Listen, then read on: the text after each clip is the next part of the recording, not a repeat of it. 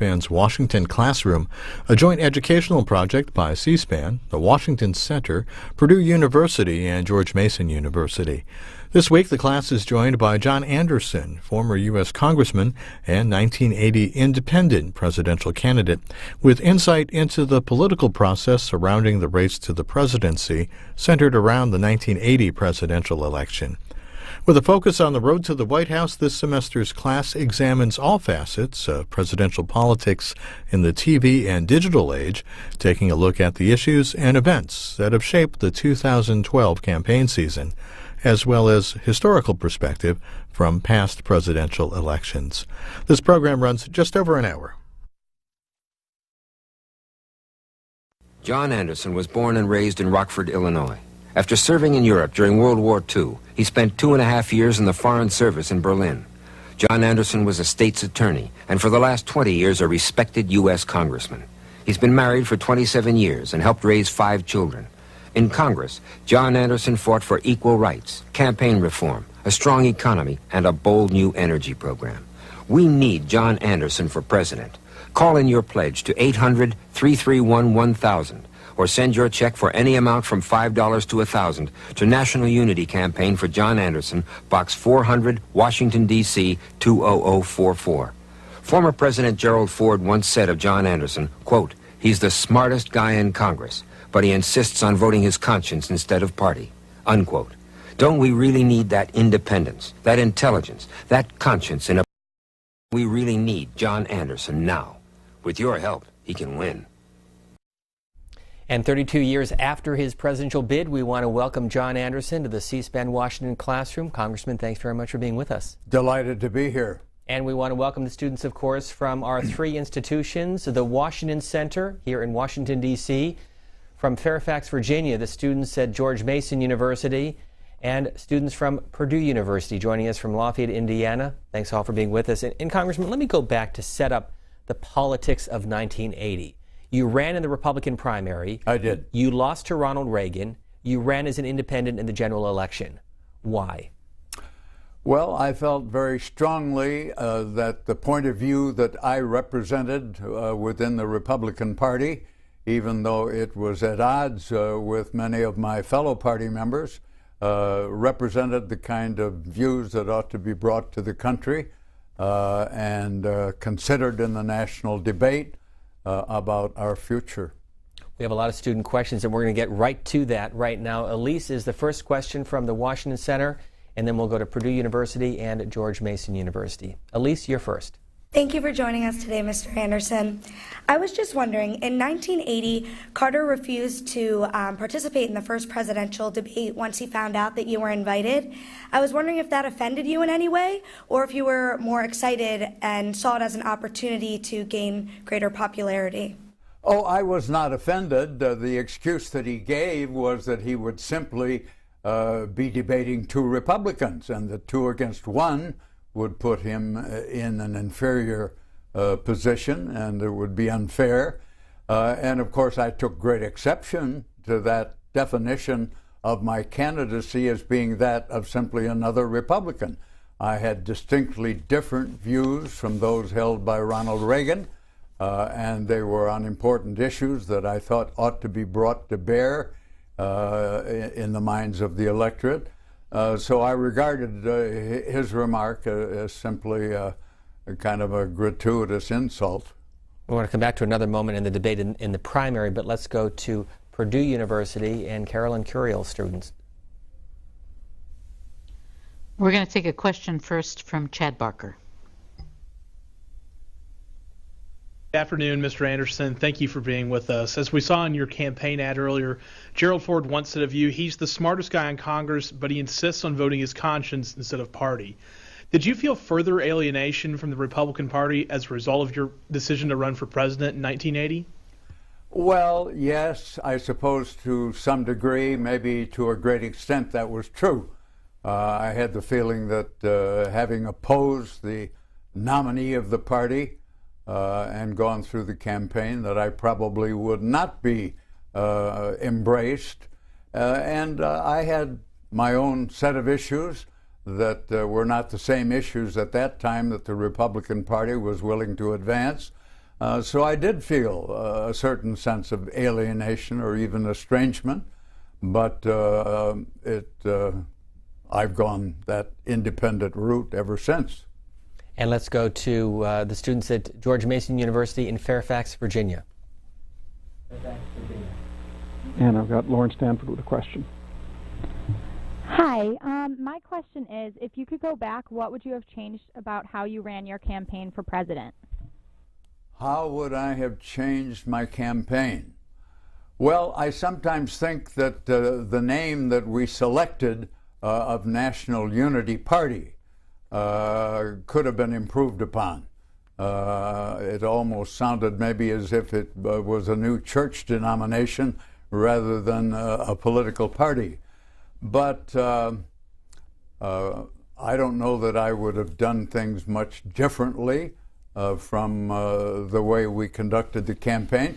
Most of our time and energy and money had to be spent for a very long period of time in simply getting on the ballot. Ballot access was the #1 problem because of the restrictive laws of many states. At one time, I remember we had lawsuits pending in 9 different federal district courts around the country. One case took us eventually all the way to the United States Supreme Court. Anderson versus Celebrezze. I was the Anderson. Celebrezze was the Secretary of State of Ohio, and they had passed a law that said that I couldn't be on the ballot because I did not declare my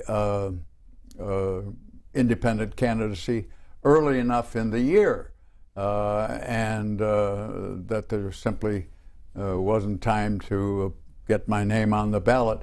That case went all the way to the Supreme Court, and in a 5-4 decision written by now a retired member of the court, John Paul Stevens, I won the case. Retroactively, they said it was perfectly proper that I be admitted to the ballot and be considered as a candidate for the presidency. But let me follow up on that, because we've talked so often about third-party politics, and as you well know, back in 1992, your complaint about trying to get on the ballot was the very same complaint that Ross Perot faced, spending up to $50 million to get his name on the ballot across the country. So here's my question. What does this tell you about the state of the two-party system in American politics and the role of third parties in our system? Well, I think simply put, it is that in a country like ours, we certainly should be broad-minded enough to entertain the idea that to simply ordain that forever and a day there should only be 2 parties, and that the debate on national issues should be conducted between simply the Republicans and the Democrats, is not the kind of spacious democracy that I think our forefathers had in mind when they laid the foundations of this country to begin with. So that very restrictive view of a duopoly of power being lodged inevitably and forever in simply 2 parties, I think is an offense to a true spirit of democracy. Let me turn to my colleagues. First to Bob Lichter at George Mason University with a question. Is this a student question? For you, Bob. I have Ariel Brown. Hi, thank you for being with us. You just kind of touched on it about the differences between an independent and Republican and Democrat. Why do you think that we haven't seen an independent progress, like, politically as a president? Do you think it's possible? Do you think that we'll see it maybe in our generation? Well, it's largely our system of ballot access laws that need to be changed to make them more hospitable to the idea that the people should have a wider range of choice than that which is given by simply 2 political parties. So ballot access law is the fact that any candidate who runs as I did as an independent or outside of the party system spends an enormous amount of time and effort and resources on simply getting on the ballot, simply getting your name there, let alone being able to fund all of the activities that go with conducting a national political campaign in all 50 states. And Bob Lichter, let me turn to you specifically if you have a question for John Anderson. Yes, actually, as it happens, that election was the focus of a pioneering social science study of media coverage of political candidates. And that study showed that Mr. Anderson did very well during the primaries, got better press than most other candidates, but he did much more poorly during the general election with the press. And here we're talking about the networks and the wire services that were studied. And I wondered what his impression was of his press coverage, if he felt that it soured as the race went on, and if he felt in general that the news media helped him or hurt him. Interesting well, observation. I think the media are too captivated by the idea that this is a two-party system and ever shall it be that and nothing else. So to some extent, without pointing too much of a finger at the media, they tend to ignore even the important differences that are brought out in the course of the campaign. And if the words or the arguments are not those of the candidate of one of the two major parties, they simply aren't given much attention. They don't appear in the press, and they're not invited to present those views on the other radio, television, the other media. So we have become so acculturated to the idea that unless you speak from the dais and over it you have the imprimatur or the seal of one of the two major parties, that what you have to say isn't really all that important, that meaningful. We'll go next to Carolyn Curiel. Question that you might have, Carolyn, for Congressman Anderson. Well, there's a lot of discussion now generally, of course, with the difficulties of independent candidacies. When you ran, it was the 5% mark that you were aiming for matching funds.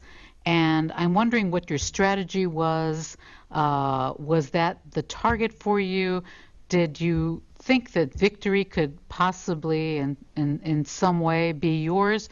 What was your, give our students a sense of the time and what your motivation was for running, please. Well, simply that I had things to say that were not going to be said by either one of the major party candidates.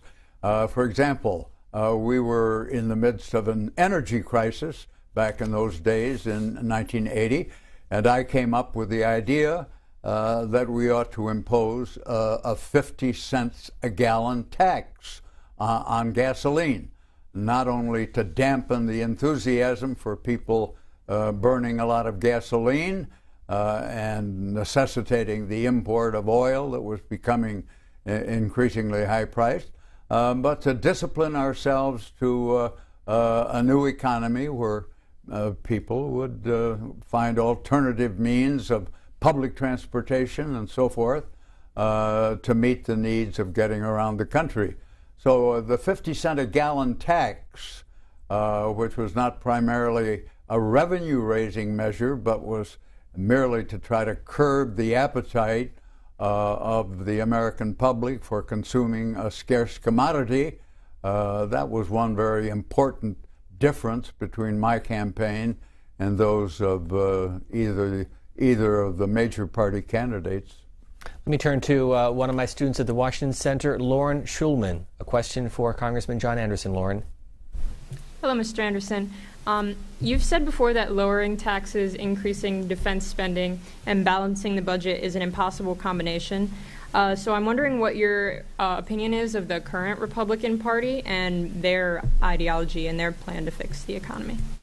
Well, to put it very simply and very bluntly and directly, I just think that they are dead wrong. I think that we cannot continue devoting as large a proportion of government funds, federal funds of our federal budget to constantly building up the military. And we have got to be more interested in finding ways of making the United Nations and a force that it might command more the central organ of the world community when it comes to keeping the peace. It can't be simply the unilateral responsibility of the United States. We've got to encourage the development of the kind of world community that would be equipped with its own forces, with United Nations forces, to intervene in those situations where force must necessarily be applied.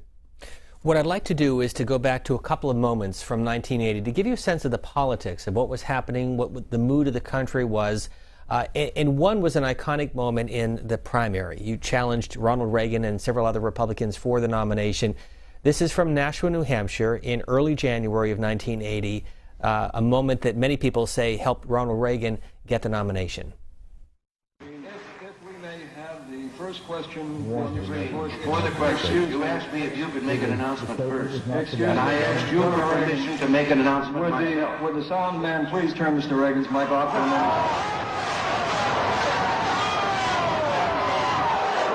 minute? Is this on? Mr. Green, did you turn that microphone off? You asked for me if you would... I am paying for this microphone, Mr. Green.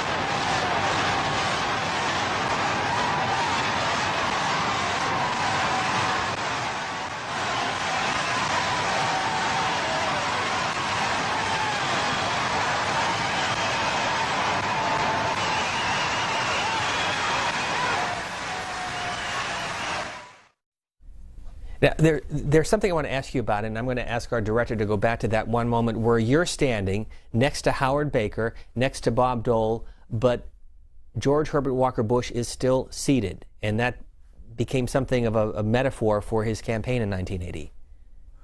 Well, it was just, I'm trying to think back to that particular incident.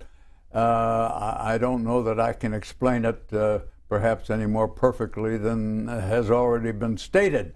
The idea that there were only two candidates in this field that should command a microphone or a place on the platform and a role in the debate, we thought that it ought to be more widely distributed, and particularly at that very early stage of the primary process, to suggest that there were only two candidates worth listening to had nothing to, only two had something to contribute to the national dialogue on great issues facing the nation, that it was a very narrow-minded, constricted view of the political process that offended our sense of democracy. So why is it more than 30 years later people still look at that moment as one of the defining moments in American politics, the television age, and presidential debates? Well, I'm not sure that I have a perfect answer to your question. Frankly, I didn't look at it as that much of a defining moment. I thought it was a fairly simple, logical proposition that a party that wanted to be representative of the entire nation ought to be able to entertain the views of more than simply two men or two individuals or two candidates, that the party ought to be spacious enough in its thinking to embrace the idea that other voices should be heard, and different voices from those of George Bush and Ronald Reagan. So you lose the Republican nomination to Ronald Reagan. When did you decide to run as an independent, as a third-party candidate? Well, I think it was fairly early in the year. It was perhaps in April when it became apparent that I simply was not going to get the nomination, and I felt that I had important ideas that were worthy of consideration by the entire country. And I go back again to the fact that energy was a very, very important subject at that time.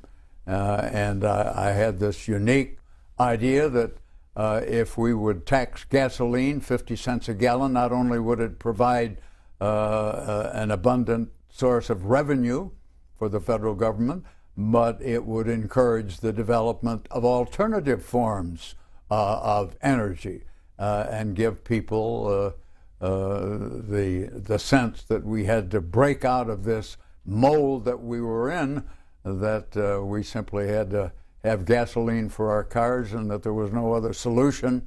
I was for mass transportation as being one important answer to that problem, that we ought to develop a far broader system of mass transit.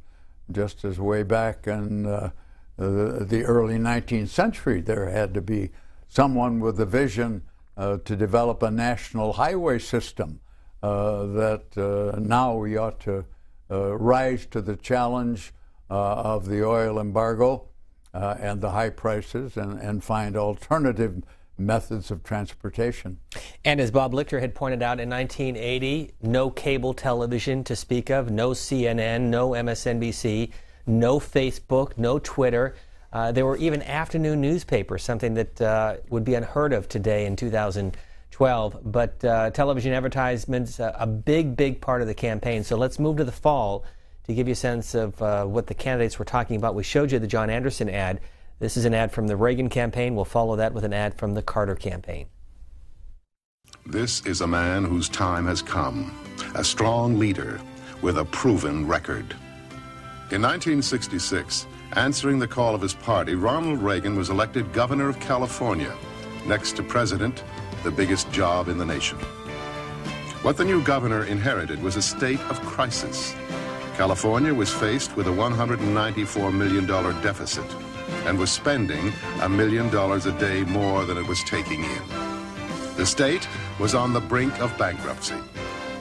Governor Reagan became the greatest tax reformer in the state's history. When Governor Reagan left office, the $194 million deficit had been transformed into a $550 million surplus. The San Francisco Chronicle said, Governor Reagan has saved the state from bankruptcy. The time is now for strong leadership. Reagan for president. Each day, the world's most important information flows into the Oval Office. And when the chief of state travels out into the world as our principal representative, he must carry at his fingertips a vast fund of ever-changing information about nations, relations, and people. This will be the fourth Economic Summit Conference, and I approach it with optimism. Whether at an economic summit or at the funeral of a Japanese prime minister, President Carter represents this nation with intelligence and dignity. He has built an enduring relationship with the People's Republic of China, and he has established working friendship with a range of world leaders. Like many Americans, they have come to respect the dedication, the humanity, and the good sense of President Jimmy Carter. So, John Anderson, as you look at those ads and go back 3 decades, what was the 80 campaign all about? What was the country looking for, and what was the ultimate decision by voters in electing Ronald Reagan? Well, of course, we had the unhappy incident of the overtaking of the embassy and the imprisonment of the embassy staff, and the whole subject of the energy crisis. I think convinced me that even as we were entering on an era presenting a whole new set of problems confronting the nation, that the narrow structure of our political system, confining it to simply the 2 major parties, didn't really afford citizens of the country the opportunity to hear the views and the ideas and the alternative solutions that could be offered by a broader range of candidates and more than just the 2 major parties. That a third party, and perhaps in the course of time, that would lead to other parties as well, would be more fully capable of meeting the new problems of the country and of the world, and that locked into this sterile system of the two-party system, we were really ruling out electing and bringing to public office men and women, public officials, who could express a wide range of views and offer better solutions than those of the two old parties. Back to student questions. We'll go to Matt Garris next from the Washington Center. Matthew? Hi, yes. I was wondering, you mentioned getting on the ballot was one of the big issues that third-party candidates face still today. What were some of the other major issues that you think you faced and other third-party candidates still face today? And do you think that there's hope in solving some of them? Well, I've already alluded, I guess, to the question of financing campaigns. I'm terribly troubled about the situation that has developed in our country of outside interests pouring money into the campaigns of both of the major parties. So I think it's going to take a new party, and perhaps not just one, but several parties, to come up with new ideas that would give us a broader basis for the funding of political campaigns and give us representation that simply falls outside of this narrow framework that we now have of a two-party system. Total price tag of this election, $6 billion. You were part of the debate post-Watergate that created the Federal Election Commission. Is that system broken now? Well, of course, the Federal Elections Commission suffered from that Supreme Court decision of a few years ago, and it really hasn't been put back together again in a form where it plays any very significant or very important role. I'm terribly troubled by the campaign that's going on right now, where extremely wealthy individuals are pouring millions and millions of dollars. And of course, much of it goes back to the Supreme Court decisions in the Citizens United case that led really to dismantling the Federal Elections Commission that we did have and putting us in a situation where, as I say, extremely wealthy, powerful individuals are dominating the world of campaign finance. And we're having the most expensive campaigns, but not necessarily the kind of campaigns that bring out the issues that ought to be debated and discussed and offer the solutions to many of the problems that confront the country. We'll go back to Purdue University. Another student question, Carolyn. From Hannah Smith. Our country has changed a lot since you ran in 1980. I was wondering, would you run under the current circumstances? No, I think until we have dealt with the problem that I mentioned in answering a previous question, until we have developed a system where we can prevent wealthy individuals from dominating the world of campaign finance to the extent that has happened. And it goes back to that Supreme Court decision of several years ago, the Citizens United decision that meant that the old Federal Elections Commission and that system had really been destroyed, wiped out because of the effects that that decision had. Wiping out campaign finance laws that went all the way back to Theodore Roosevelt in 1910 and has put us really today in a terrible, terrible situation where extremely wealthy individuals can concentrate in just a very few hands the funding of political campaigns that are designed to carry out the kind of policies, economic policies, that are to their advantage, but do not necessarily inure to the advantage of the entire country. Let's stay at Purdue University and another question. From Hillary Cherry. The economy is always a hot topic in presidential campaigns. I'm wondering what was key in your economic plan, and could it be applied today? Well, I've already referred to the problem of the energy, where I came up with the idea of a 50-cent a gallon tax, but that was only part, I would be quick to admit, only part of the problem. I think we have to have a much fairer system than we have today. We need really a total re-examination and overhaul of our financial system.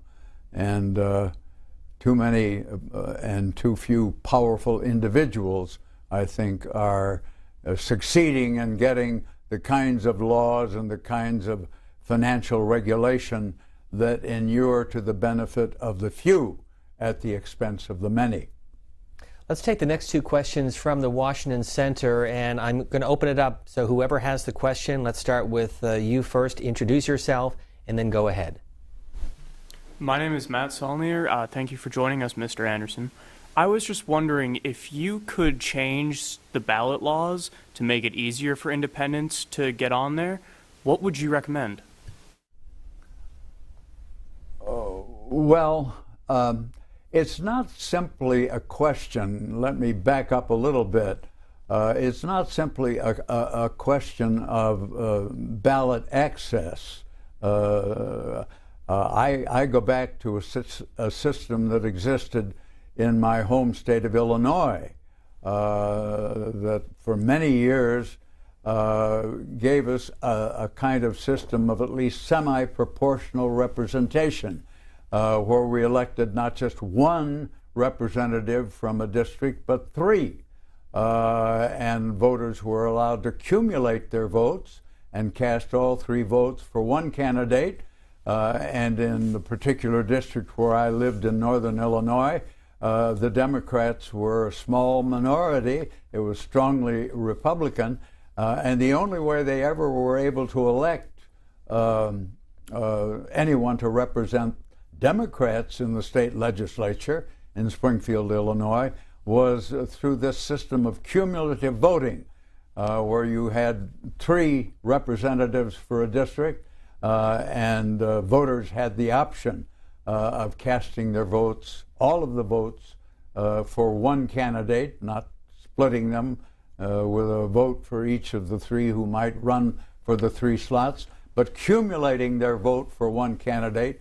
And that way, the badly outnumbered Democrats were able to send someone to Springfield, to the state capitol, to represent their point of view. So more than just campaign finance, we need to look at the electoral process itself and try to make it more democratic with a small d, and more representative of the views of a wider range of people. Next question, still from the Washington Center. Who has it? Hi, thank you, Mr. Anderson, for taking my question. My name is Derek Cantu. I also hail from Illinois, near the Peoria area. One of the things that we learned in this course is that when one is able to build a movement, as opposed to just a regular presidential campaign, it's really a force to be reckoned with. We saw that in 2008 with Barack Obama, and I think it's fair to say that we saw that in 1980 with your campaign, where we see an independent candidate who, climbed so high. So my question for you is, what are the key elements you believe are needed to build a political movement like you did in 1980? Well, I think you have to have issues that command public attention, where you can point to the inadequate performance of the two existing major parties and suggest that maybe a a broader range of opinion is going to be achievable if we have more than simply two parties. I can't really give you a more elaborate definition, I guess, now of what that new political system would be, but it certainly would seek to break the bonds of a two-party system and with some form of proportional representation in the voting process, give us a wider range of opinion and thought and come up with better solutions than we now have been getting. Let's turn to Bob Lichter and the students at George Mason University in Fairfax, Virginia. Bob? Yes, we have a question from Danny Lee. My question is, what advice would you give to future or current third-party candidates running for the presidency? So let me take that a little bit further, because we've talked about ballot access, but advice to third-party candidates beyond getting on the ballot. You had your own only debate with Reagan, and then Reagan and Carter debated separately. But what other advice would you give to anyone, whether it's Gary Johnson on the Libertarian Party ticket, Jill Stein, the Green Party ticket, or somebody creating a new third-party movement? Well, that's a very, very broad topic, and it's difficult for me, I think, to quickly come up with a complete list of all of the things that conceivably might be done to broaden the political structure to the point where it could encompass differing points of view and thereby come up, hopefully, with better solutions than are being put forth by either one of our two existing major parties.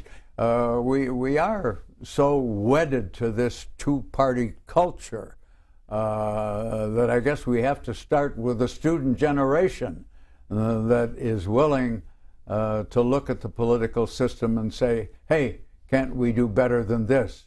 Can we adopt some form of proportional representation or semi-proportional representation, for example, and with that reform encourage the emergence of schools of thought that today are submerged in the belief that, well, only two parties forever and a day will speak to the great issues confronting the nation.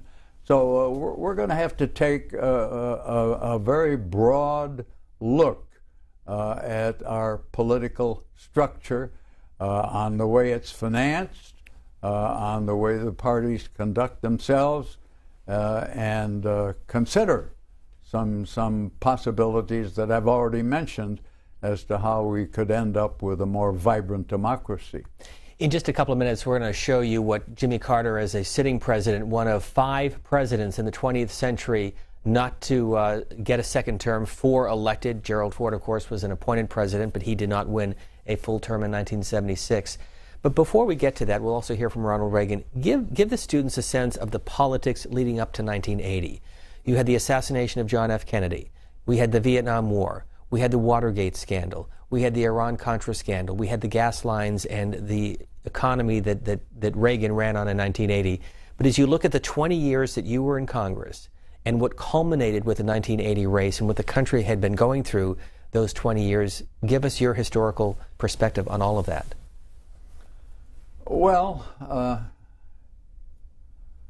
I think we have to, and I say this particularly to the young audience that we're addressing in this program, you have to be willing to think outside of the box. You have to agree, first of all, that maybe rather than simply a two-party system, to go back to some points I've already made, we ought to look at voting systems that will encourage a wider range of opinion, to believe that they're not wasting their time if they throw their hat into the political ring, that they can be listened to. And we've got to control, while we're thinking along those lines, we've got to control the flow of money from just a few individuals to the two parties that now exist. I have simply been appalled as I look at the campaign that is going on even as we speak, and the fact that to the extent to which it is being controlled by powerful, moneyed interests who are deliberately dictating the policies that then they expect an obedient Congress to adopt, and influencing to a totally unwarranted degree the kind of tax laws that we get, the kind of legislation in general that is good for all of the American people and not just for the benefit of a few. I think we've got to take a very rigorous self-examination and think outside of the box, as I said, about the limits of our system as it's now performing. So let's take you to the evening of November 4th, 1980, just a few blocks from the White House, as Jimmy Carter became the latest incumbent president. He was followed by George Herbert Walker Bush, who was also not reelected. But he gave one of the earliest concession speeches that night, much to the dismay of Democrats, especially in the West Coast, where the voting was still taking place. We'll follow that by hearing from Governor and now President-elect Ronald Reagan in Los Angeles. The people of the United States have made their choice, and of course I accept that decision. But I have to admit, not with the same enthusiasm that I accepted the decision 4 years ago.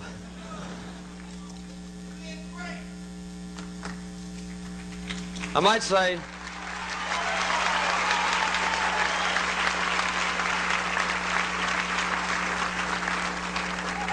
I have a deep appreciation of the system, however, that lets people make the free choice about who will lead them for the next 4 years.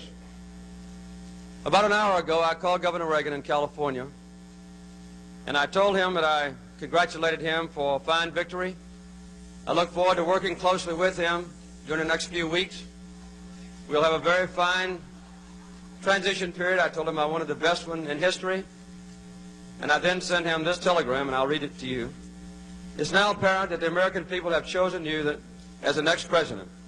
I congratulate you and pledge to you our fullest support and cooperation in bringing about an orderly transition of government in the weeks ahead. My best wishes are with you and your family as you undertake the responsibilities that lie before you, and I signed it, Jimmy Carter.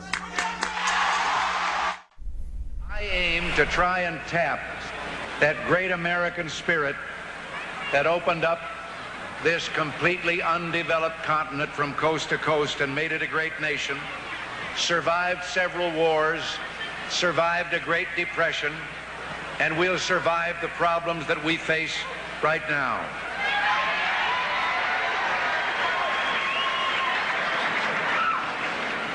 When I accepted your nomination for president, I hesitatingly, but I asked for your prayers at that moment. I won't ask them for this in particular moment, but I will just say I would be very happy to have them in the days ahead.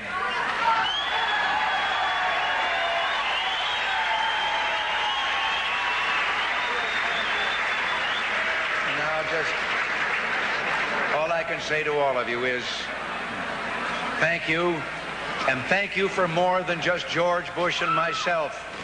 Thank you because if the trend continues, we may very well control one house of the Congress for the first time in a quarter of a century.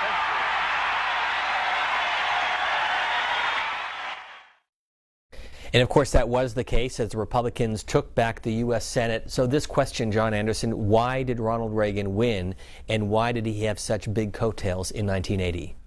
Why did he what? Win. Why did he win in 1980?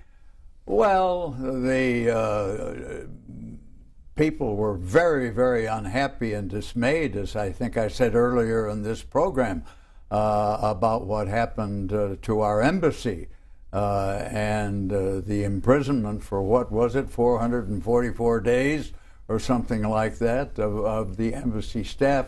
there was great disillusionment in the country that a great power, namely the United States, had been humbled unbelievably in what had happened. So I think that contributed to something to the attitudes that were expressed at that time. A few more questions from the students. Let me turn to Cameron Woods from the Washington Center. Cameron?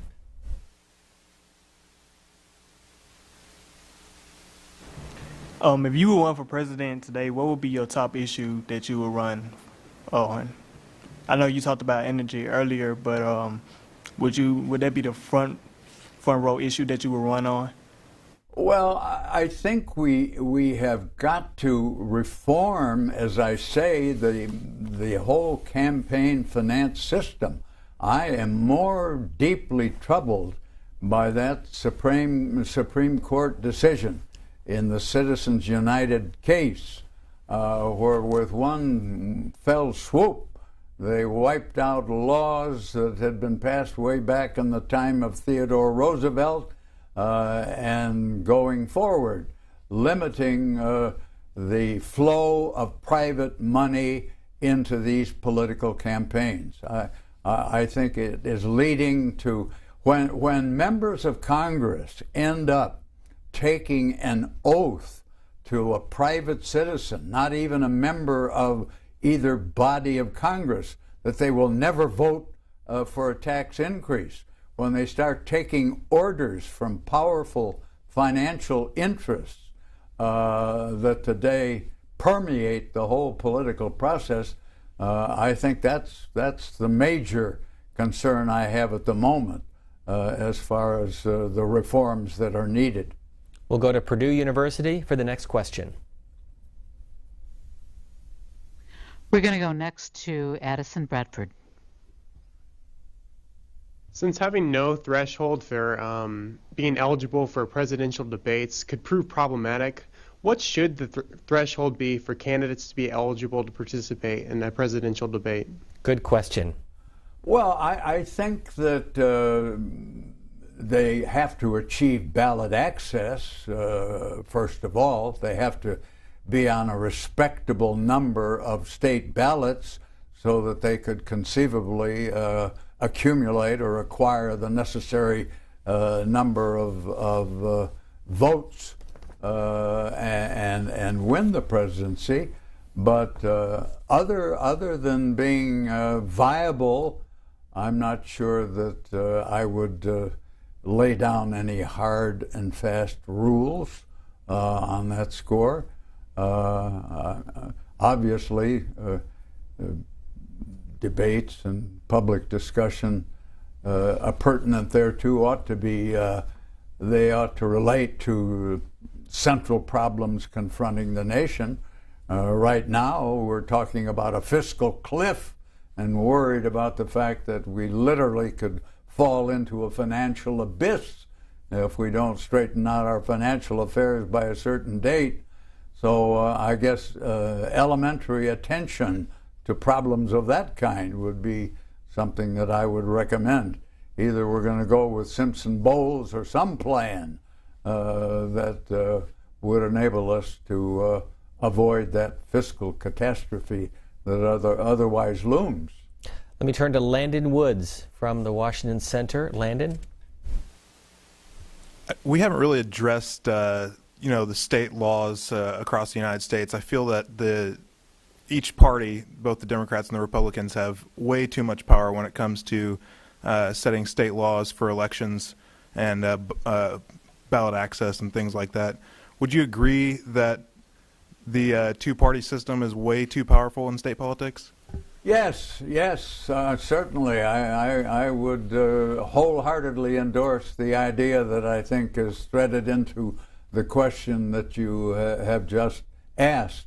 Elections should belong to the people, not to the parties, and to an unwarranted degree. In many states today, we have state legislatures that are passing the kinds of laws that make it more difficult to register, more difficult to cast a vote. The current furor over people standing in long, long lines for hours in order to cast a ballot. Certainly we ought to be capable of addressing that particular problem and constructing a voting system where we don't discourage people simply because of the long wait and all of the other difficulties that attend the present system from bothering to exercise the important right to vote. Also from the Washington Center, Aaron Kelly, you're next. Thanks for being with us. I was wondering if there might actually be a benefit, if you think there might actually be a benefit to the increase in outside spending for third parties. Like if a third party had a wealthy benefactor, they might have greater ballot access or more money for advertising. Do you think there could be a benefit for third parties? It's a good point, Aaron. Let me throw in two self-funded candidates like we saw with Ross Perot. So to Aaron's point, somebody who funds a third-party campaign or a millionaire or billionaire who funds it himself or herself.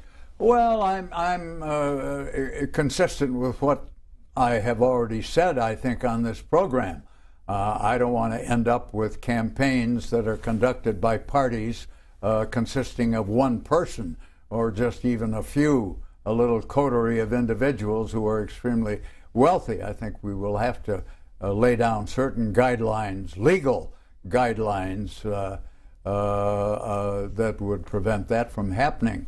Other than that, I think we shouldn't be concerned about the fact that there's going to be such a proliferation of parties in this country that the system is going to become ungovernable and unmanageable.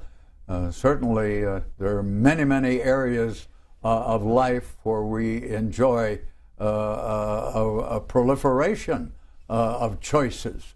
And I'm not saying that there have to be some reasonable limits to what it takes to become a candidate and how you get on the ballot as a party, but certainly we could go a long ways toward improving the present system. In your 20 years in Congress, you worked with 5 presidents, so I want to go through them and give the students a sense of your impression of each of these men. John Kennedy.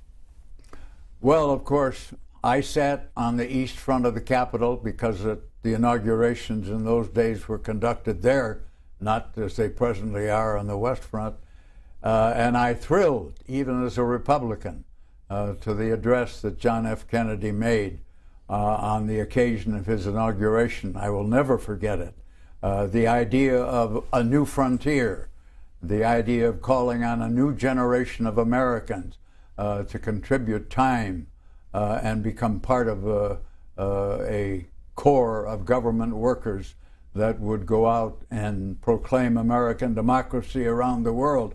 His ideas gripped me as a Republican, and I think of all the presidents that I have observed ever since, no one had the magic that he exhibited on the occasion of his swearing in about the new frontier that he described, where people could participate in the kind of government that he wanted to create. So maybe I've wandered off the topic, I don't know. But Kennedy, I think, impressed me for his vision of the future and what this country could and should become. President Lyndon Johnson. Well, Lyndon Johnson, of course, presided over the Civil Rights Revolution. I happened to cast the deciding vote for the open housing bill, eliminating discrimination in the sale and leasing of housing, the deciding vote on the Rules Committee, and got a call to go down and shake hands with Lyndon Johnson at the White House the very next day to thank me for that vote. So he made a great contribution by pushing, the Southerner, but pushing civil rights legislation, the Civil Rights Act of 1965, the Voting Rights Act, and so on. So my fondest memories of my congressional career relate to that very important period when we were striking off the shackles that had bound us to an old system that discriminated against people because of race and color. And the Voting Rights Act of 1965, the Open Housing Act of 1968, those were the things that thrilled me as being the kind of role that government should play in broadening the opportunities for all of our people, regardless of race or color or creed. Richard M. Nixon. President Nixon. Well, President Nixon, I was on the leadership that went down to the White House on Tuesday mornings and had kind of a perfunctory meeting with Richard Nixon once a week to talk about the upcoming programs before the Congress. Why perfunctory? Why was it a perfunctory meeting?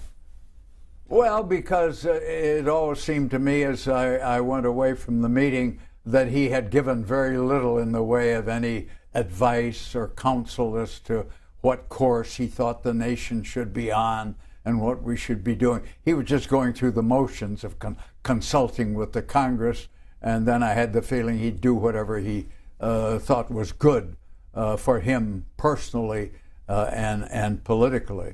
So I didn't hold him in very high regard, even before Watergate and all of the scandal that boiled over with that.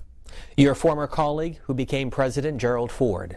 Well, Gerald Ford was a good and honest and sincere man that took over at a difficult time when one president had resigned in disgrace. And I thought for the period that he served in that office, he satisfied me as having a good heart and a good conscience. And finally, President Jimmy Carter. Well, Jimmy Carter, of course, I might be tempted to judge too harshly because, after all, I ran against him. But again, he took over after we had gone through this very painful period that I just described of the Nixon administration.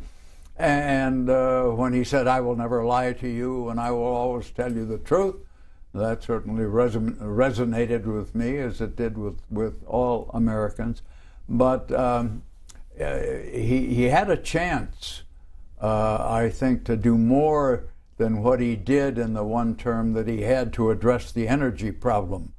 And it's why I proposed ultimately a 50-cent a gallon tax to try to dampen the enthusiasm for the consumption of gasoline in this country.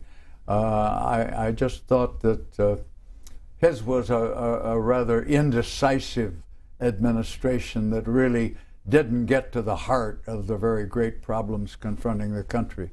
As we conclude, let's go around one more time to the three schools and institutions, and we'll go back to George Mason University and Bob Lichter. I would like to ask Mr. Anderson, as I won't take it amiss if I call him a historical figure at this point, looking back with the hindsight of history, if he would do it all again in terms of that 1980 run, if there's anything he would change about it, and what he considers his political legacy to be. You mean, would I change my decision to run as a third-party candidate? No, I felt very strongly that my candidacy was warranted then, and I still cling to that idea today, although I don't expect anyone to agree. Well, today I'm really concerned about trying to get this country to exhibit and take some leadership in strengthening the United Nations, in not resigning ourselves to the thought that forever and a day one or two nations, China, the United Nations, the Soviet Union, or even the European Union, should have to decide and be the ultimate decider in the field of international relations. I would like to see a stronger, a meaningful United Nations equipped with its own independent force that could intervene in those international disputes that otherwise invite the unilateral participation of individual countries. So the strengthening of our international system is to me a very, very important and unfinished task. And to follow up on Bob Lichter's other question, what is your political legacy? What is my political legacy? Well, anything I said in that regard would probably be regarded as self-adulation, where I was heaping upon myself praise and trying to make whatever I did. I think my deciding vote, I'll give you one very specific thing. When I cast the only Republican on the Rules Committee who was willing to send to the floor so that the full Congress could vote on, consider, and pass an open housing bill to guarantee that henceforth no one should be discriminated against on the basis of race or color when it came to the sale and leasing of housing. That's the one vote where it made a difference. The Rules Committee otherwise was evenly divided. I cast the deciding vote. It went down, it was passed. I got a call, and I think I may have mentioned it, to visit with the President on that very historic occasion. I look back on that civil rights vote, that open housing vote, as being the most important thing I did. Let me turn to Purdue University and Carolyn Curiel. We're going to take one last question, please, from Lauren Thoman. My question is, your political views were very progressive in 1980 in terms of the energy crisis and economy. Do you believe that there's a chance that a candidate would adopt your views now? Well, a lot of time has gone by, and that's a very difficult question for me to answer. Some of the problems that I was addressing and talking about that relate to my period of service in the Congress have changed immeasurably over the years and taken on a different context altogether. I simply go back, not to be repetitious, and say that we've got to build and support a stronger world organization. It shouldn't be just the Soviet Union and the United States or any other narrow set of powers, superpowers, that decide the great questions of war and peace. So helping to build a stronger United Nations and helping to reform and revise our electoral process in this country, give us a more equitable and meaningful and participatory voting system. I guess those are the grand ideas that I would offer for my contribution in an effort to answer that question. And Carolyn, I'm going to come back to you for a final thought as well with John Anderson, but let me go to one more student question from the Washington Center, and how about if we go to Emily Noriega in the front row. Emily? Thank you for coming to today. My question was, did you ever consider running for the Senate seat instead of the presidential? That's okay. The question was, did you ever think about running for the U.S. Senate in Illinois? Yes. I thought about it long and hard, particularly about the time that Everett Dirksen, who was a United States Senator from the state of Illinois, finally gave up his position. So I thought about it, but it never went much farther than that. And Carolyn Curiel, we'll wrap things up with you. Final thought, question, or observation? My memory of that campaign is that your candidacy, your campaign was infused with a kind of idealism that seems to be petering out anymore. What do you attribute that to? Do you think that the energy that your campaign generated was personality driven? Was it bold ideas? And what would you advise a young person coming up and thinking of getting into politics? Well, you've asked a whole range of questions, really, in that one question. Let me address the part of your question. What would I say to young people preparing to enter politics? That you've obviously got to be well informed on the issues of the day. You've got to participate in community events in your own territory, in your own hometown, in your own state, and develop a reputation for being thoughtful and progressive in the way you want to address important issues, and participate in non-for-profit organizations that abound and are devoted to trying to change our electoral process and to improve our chances of dealing with severe challenges to the environment, like the one that brought us Hurricane Sandy, to cite a very recent example. There are a whole range of issues out there. I wouldn't presume to tell anyone which one they ought to pick, but try to develop some expertise on a certain category of issues, so that you become the person whose opinion is respected and to whom people go. You're the one to whom people go for advice and consultation. Build a reputation that way, I think would be laying a good foundation for a political career.